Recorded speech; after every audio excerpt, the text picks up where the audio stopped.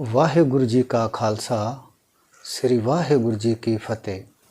ਇੱਕ ਵਿਚਾਰ ਗੋਸ਼ਟੀ ਵਿੱਚ ਬੈਠਿਆਂ ਇੱਕ ਸੱਜਣ ਨੇ ਗੁਰੂ ਸਾਹਿਬ ਵੱਲੋਂ ਲਿਖੀ ਹੋਈ ਬਾਣੀ ਦੇ ਲਿਖਣ ਬਾਰੇ ਇੱਕ ਸਵਾਲ ਕੀਤਾ। ਉਸ ਦਾ ਸਵਾਲ ਇਹ ਸੀ ਕਿ ਗੁਰੂ ਸਾਹਿਬਾਨ ਨੇ ਆਪਣੀ ਬਾਣੀ ਗੀਤਾਂ ਵਿੱਚ, ਕਵਿਤਾਵਾਂ ਵਿੱਚ ਕਿਉਂ ਲਿਖੀ ਹੈ। ਇਸ ਤਰ੍ਹਾਂ ਬਾਣੀ ਗੁੰਝਲਦਾਰ ਬਣ ਗਈ ਹੈ, ਗੁਰਬਾਣੀ ਦੀ ਪੂਰੀ ਸਮਝ ਨਹੀਂ ਲੱਗਦੀ। ਕੋਈ ਇਸ ਦੇ ਹੋਰ ਅਰਥ ਕਰਦਾ ਹੈ, ਕੋਈ ਇਸ ਦੇ ਹੋਰ ਅਰਥ ਕਰਦਾ ਹੈ। ਉਸ ਸੱਜਣ ਦੇ ਕਹਿਣ ਮੁਤਾਬਕ ਕਿ ਕਿੰਨਾ ਚੰਗਾ ਹੁੰਦਾ ਜੇਕਰ ਗੁਰੂ ਸਾਹਿਬ ਬਾਣੀ ਨੂੰ ਵਾਰਤਕ ਵਿੱਚ ਲਿਖ ਦਿੰਦੇ, ਇੱਕ ਸਿੱਧੀ ਸਾਦੀ ਜਿਹੀ ਕਹਾਣੀ ਬਣਾ ਕੇ ਲਿਖ ਦਿੰਦੇ, ਤਾਂ ਸ਼ਾਇਦ ਫਿਰ ਕੋਈ ਹੋਰ ਅਰਥ ਨਾ ਕਰਦਾ। ਸਾਧ ਸੰਗਤ ਜੀਓ, ਉਸ ਸੱਜਣ ਦੇ ਇਸ ਸਵਾਲ ਦਾ ਪੂਰਾ ਜਵਾਬ ਤਾਂ ਗੁਰੂ ਸਾਹਿਬ ਖੁਦ ਹੀ ਦੇ ਸਕਦੇ ਹਨ, ਅਸੀਂ ਨਹੀਂ ਦੇ ਸਕਦੇ।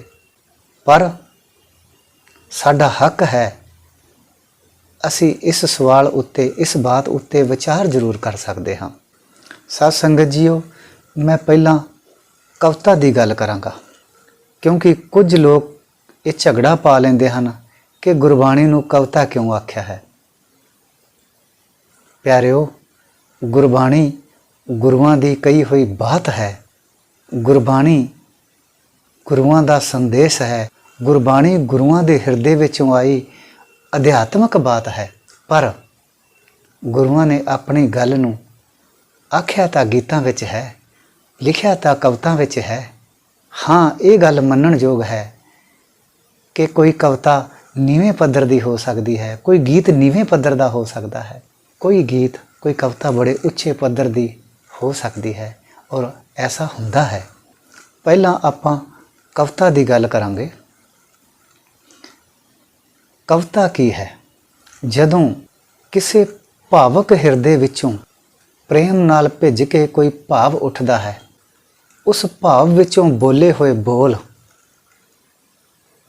ਵੈਸੇ ਤਾਂ ਆਪਣੇ ਆਪ ਵਿੱਚ ਹੀ ਕਵਿਤਾ ਬਣ ਜਾਂਦੇ ਹਨ। ਉਸ ਭਾਵ ਵਿੱਚੋਂ ਬੋਲੇ ਹੋਏ ਬੋਲ ਕਵਿਤਾ ਹੀ ਬਣ ਜਾਂਦੇ ਹਨ। ਕਵਿਤਾ ਹਿਰਦੇ ਦੇ ਗਹਿਰੇ ਭਾਵ ਨੂੰ ਕਹਿਣ ਦੇ ਢੰਗ ਦਾ ਨਾਮ ਹੈ। ਕਵਿਤਾ ਦੇ ਕਲਾਕਾਰੀ ਬੋਲ ਆਖਣ ਵਾਲੇ ਦੀ ਵੀ ਤਸੱਲੀ ਕਰਾ ਜਾਂਦੇ ਹਨ ਅਤੇ ਸੁਣਨ ਵਾਲੇ ਉੱਤੇ ਵੀ ਆਪਣਾ ਪੂਰਾ ਅਸਰ ਛੱਡਦੇ ਹਨ।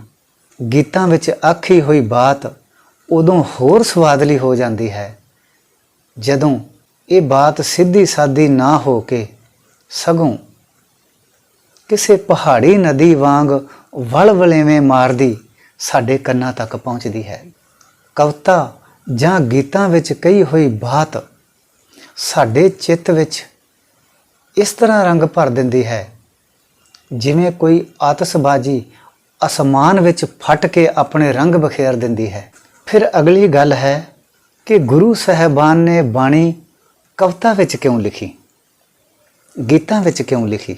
ਸਾਧ ਸੰਗਤ ਜੀ, ਸਾਨੂੰ ਇੱਕ ਮਨੁੱਖ ਨੂੰ ਜਦੋਂ ਕਿਸੇ ਦੂਜੇ ਮਨੁੱਖ ਨਾਲ ਪ੍ਰੇਮ ਪੈਦਾ ਹੁੰਦਾ ਹੈ, ਪ੍ਰੇਮ ਦਾ ਭਾਵ ਉੱਠਦਾ ਹੈ, ਤਾਂ ਅਸੀਂ ਵੀ ਆਪਣੀ ਬਾਤ ਨੂੰ, ਆਪਣੇ ਪ੍ਰੇਮ ਨੂੰ ਸ਼ਾਇਰੋ ਸ਼ਾਇਰੀ ਵਿੱਚ ਜ਼ਾਹਰ ਕਰਦੇ ਹਾਂ।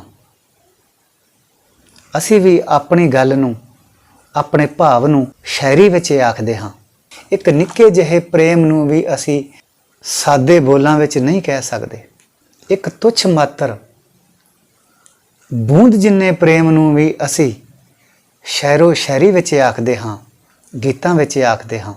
ਸਾਡੇ ਸਮਾਜ ਵਿੱਚ ਜਿੰਨੇ ਵੀ ਸੱਭਿਆਚਾਰਕ ਸਮਾਜਿਕ ਗੀਤ, ਅਣਗਿਣਤ ਗੀਤ ਗਾਏ ਜਾਂਦੇ ਹਨ, ਇਹ ਇੱਕ ਨਿੱਕੇ ਜਿਹੇ ਪ੍ਰੇਮ ਦੀ ਦੇਣ ਹਨ, ਇੱਕ ਨਿੱਕੇ ਜਿਹੇ ਪ੍ਰੇਮ ਕਰਕੇ ਗਾਏ ਜਾਂਦੇ ਹਨ।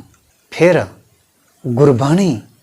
ਗੁਰਬਾਣੀ ਤਾਂ ਬੜੇ ਵੱਡੇ ਪ੍ਰੇਮ ਦੀ ਗੱਲ ਹੈ। ਗੁਰਬਾਣੀ ਤੇ ਸਾਰੀ ਸ੍ਰਿਸ਼ਟੀ ਦੇ ਪ੍ਰੇਮ ਦੀ ਗੱਲ ਹੈ। ਗੁਰਬਾਣੀ ਤੇ ਕੁਦਰਤ ਦੇ ਪ੍ਰੇਮ ਦੀ ਗੱਲ ਕਰਦੀ ਹੈ। ਗੁਰਬਾਣੀ ਤਾਂ ਕੁਦਰਤ ਦੇ ਕੇਂਦਰ ਵਿੱਚ ਸਮਾ ਜਾਣ ਦਾ ਪ੍ਰੇਮ ਹੈ। ਗੁਰਬਾਣੀ ਤਾਂ ਖੰਡਾਂ ਬ੍ਰਹਮੰਡਾਂ ਨਾਲ ਇੱਕ ਹੋ ਜਾਣ ਦੀ ਗਾਥਾ ਹੈ। ਫਿਰ ਇਹ ਗੀਤਾਂ ਤੋਂ ਬਿਨਾਂ ਕਿਵੇਂ ਆਖੀ ਜਾ ਸਕਦੀ ਸੀ?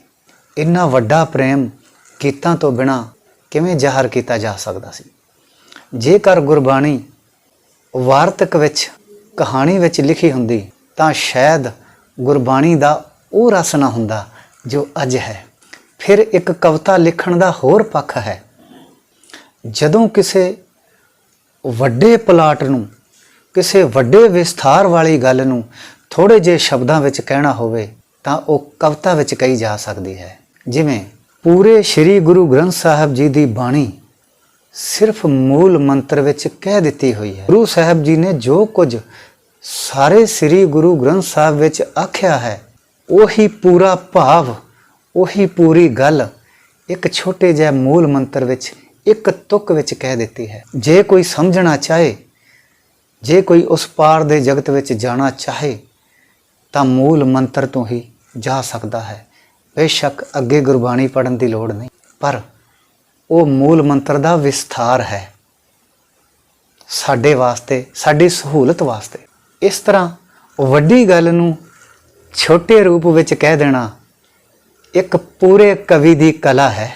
ਇੱਕ ਵੱਡੇ ਵਿਸਥਾਰ ਵਾਲੀ ਗੱਲ ਨੂੰ ਛੋਟੇ ਰੂਪ ਵਿੱਚ ਕਹਿ ਦੇਣਾ ਕਿਸੇ ਉੱਤਮ ਕਵੀ ਦੀ ਕਲਾ ਹੈ, ਕਿਸੇ ਉੱਤਮ ਕਵੀ ਦੀ ਕਲਾਕਾਰੀ ਹੈ, ਔਰ ਉਹ ਕਲਾਕਾਰੀ ਕਵਿਤਾ ਵਿੱਚ ਹੀ ਵਿਖਾਈ ਜਾ ਸਕਦੀ ਹੈ। ਫਿਰ ਸਵਾਲ ਹੈ ਕਿ ਗੁਰਬਾਣੀ ਸਾਡੇ ਸਮਝ ਕਿਉਂ ਨਹੀਂ ਆਉਂਦੀ? ਗੁਰਬਾਣੀ ਨੂੰ ਖੋਲ ਕੇ ਪੜ੍ਹ ਕੇ ਵੀ ਸਾਡੀ ਪੂਰੀ ਤਸੱਲੀ ਨਹੀਂ ਹੁੰਦੀ। ਇੱਕ ਗੁੰਝਲ ਜਿਹੀ ਸਾਡੇ ਮਨ ਅੰਦਰ ਬਣੀ ਰਹਿੰਦੀ ਹੈ।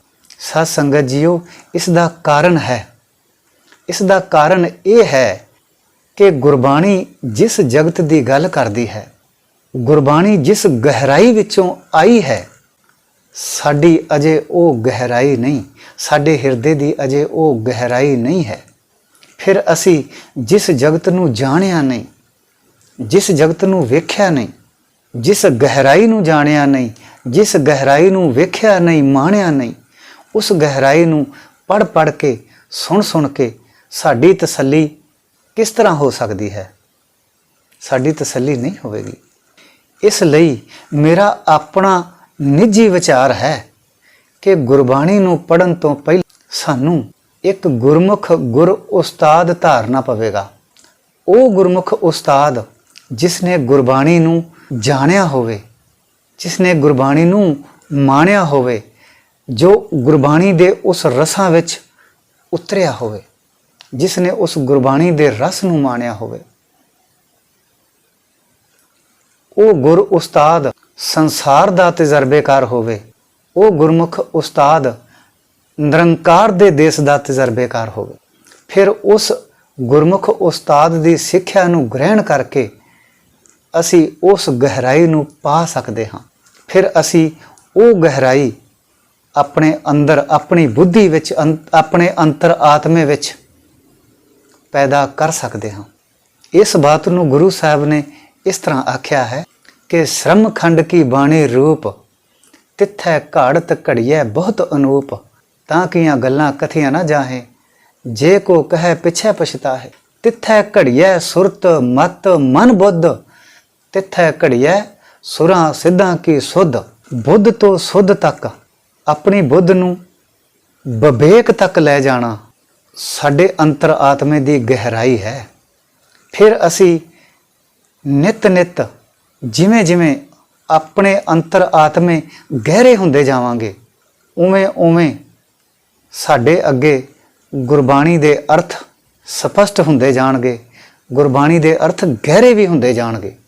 ਨਾਮ ਜਪਣਾ, ਸਿਮਰਨ ਕਰਨਾ, ਅਰਦਾਸ ਕਰਨੀ, ਇਬਾਦਤ ਕਰਨੀ ਆਪਣੇ ਆਪ ਵਿੱਚ, ਆਪਣੇ ਅੰਤਰ ਆਤਮੇ ਵਿੱਚ ਉਤਰ ਜਾਣ ਦੀ ਜੁਗਤ ਦਾ ਨਾਮ ਹੈ।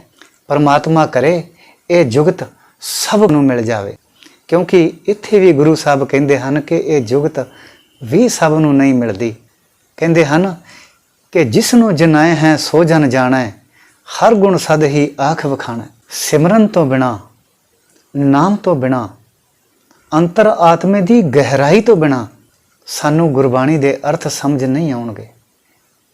ਇਸ ਵਾਸਤੇ ਸਾਨੂੰ ਆਪਣੀ ਅੰਤਰ ਆਤਮੇ ਦੀ ਗਹਿਰਾਈ, ਦਿਵ ਦ੍ਰਿਸ਼ਟੀ, ਵਿਵੇਕ ਬੁੱਧ ਬਣਾਉਣੀ ਹੀ ਪਵੇਗੀ। ਫਿਰ ਅਸੀਂ ਇਹ ਨਹੀਂ ਕਵਾਂਗੇ ਕਿ ਸਾਨੂੰ ਗੁਰਬਾਣੀ ਦੇ ਅਰਥ ਸਮਝ ਨਹੀਂ ਆਉਂਦੇ। ਵਾਹਿਗੁਰੂ ਜੀ ਕਾ ਖਾਲਸਾ, ਵਾਹਿਗੁਰੂ ਜੀ ਕੀ ਫਤਿਹ।